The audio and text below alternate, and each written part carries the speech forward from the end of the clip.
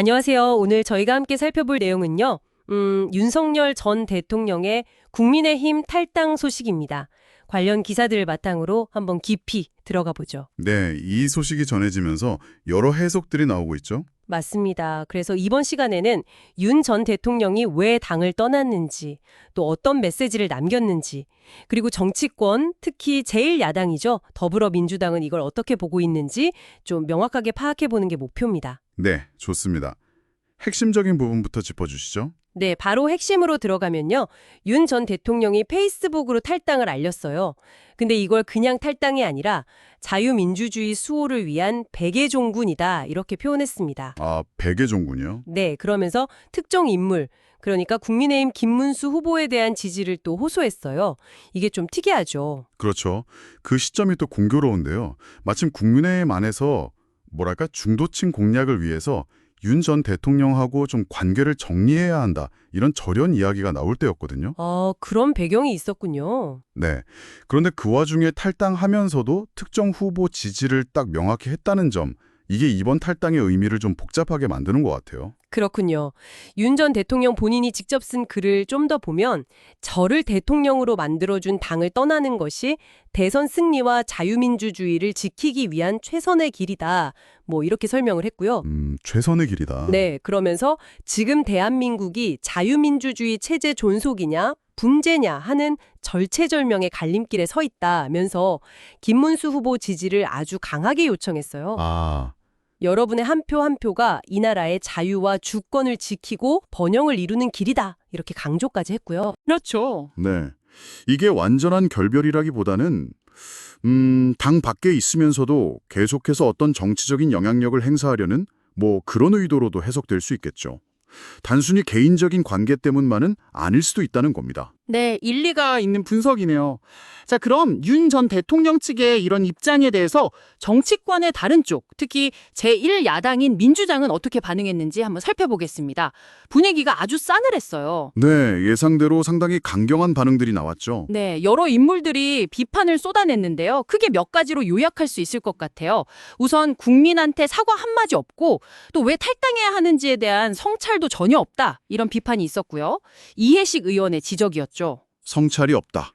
그리고 또 김용민 원내정책수석부 대표 같은 경우는 아예 자진 탈당이 아니라 당에서 내보내는 출당을 시켰어야 했다. 이렇게 주장했어요. 아, 출당이요? 더 강하게 나갔네요. 네. 그러면서 국민의힘이 여전히 내란을 옹호하고 있다. 이런 아주 강한 표현까지 썼습니다. 이건 아마 윤 전 대통령이 현재 받고 있는 그 특정 혐의와 연결지어서 비판한 걸로 보여요. 기사에도 관련 사진이 포함되어 있었고요. 아, 그 사건과 연결해서요? 네. 그리고 더 나아가서 이게 결국 개인적인 이익, 뭐 예를 들면 사면 같은 걸 염두에 둔 계산된 행동 아니냐 이런 의혹도 나왔습니다. 김민석 상임공동선대위원장이 SNS에 윤석열 나갈 테니 사면해다오 이렇게 적기도 했죠. 사면거래 의혹까지 제기된 거군요. 네, 심지어 다음 수수는 울면서 큰절하기 뭐 이런 예측까지 덧붙였어요. 국민의힘이 나중에 대국민 사과쇼를 할 수도 있다 이런 뉘앙스겠죠. 상당히 냉소적인 반응이네요. 그리고 아마 가장 직설적인 비판일 텐데요. 전현희 공동선대위원장은 윤 전 대통령 발언을 헛소리, 후안무치 이렇게 아주 강하게 비난했습니다. 그러면서 이번 탈당은 그냥 짜고 치는 탈당쇼다 이렇게 딱 규정을 해버렸어요. 짜고 치는 탈당쇼. 그 표현이 민주당의 시각을 잘 보여주는 것 같네요. 네, 국민을 기만하는 거고 곧 국민의 심판을 받을 거다 이런 경고까지 덧붙였고요. 맞습니다. 민주당 쪽 반응을 이렇게 쭉 종합해보면 결국 이들은 윤 전 대통령의 탈당을 액면 그대로 받아들이지 않는다는 게 아주 명확해요. 뭐 국가나 민주주의를 위한 어떤 진정한 결단 이런 거라기보다는 그렇죠. 네, 윤 전 대통령 개인의 어떤 법적인 문제라든지 아니면 국민의힘의 선거 전략 같은 그런 것과 맞물린 계산된 정치적 행위로 보고 있는 거죠. 짜고 치는 탈당쇼라는 말이 이런 불신을 딱 보여주는 겁니다. 자, 이렇게 보면 정말 극명하게 갈리네요. 한쪽에서는 자유민주주의 수호라는 명분을 내세우고 다른 한쪽에서는 정치쇼, 책임 회피라고 비판하고요. 네, 그렇죠.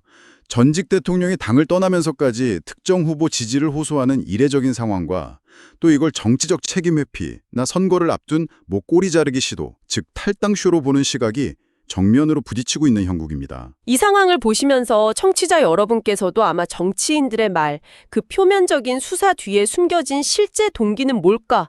이걸 어떻게 읽어야 할까? 이런 고민을 좀 하게 되실 것 같아요. 네, 정말 그렇죠. 마지막으로 이런 질문을 한번 던져보고 싶습니다. 기사들이 주로 다루는 건 뭐 단기적인 정치적 계산이잖아요. 이걸 좀 넘어서서요. 네.